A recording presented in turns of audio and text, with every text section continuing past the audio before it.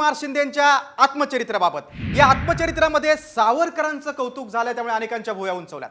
सावरकर विज्ञानवादी, सावरकरांबद्दल संकुचित विचार आपल्या समोरील आव्हानच आहे, असं एकनाथ शिंदेने आत्मचरित्रामध्ये म्हटलेलं आहे।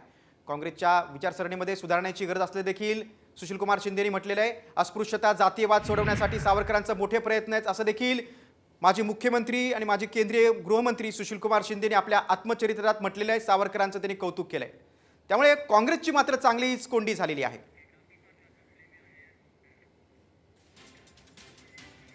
बघा, सावरकरांचा मुद्दा निघाला की त्यांच्या हिंदुत्ववादी विचारसरणीवर इतका भर का दिला जातो याचं मला आश्चर्य वाटतंय।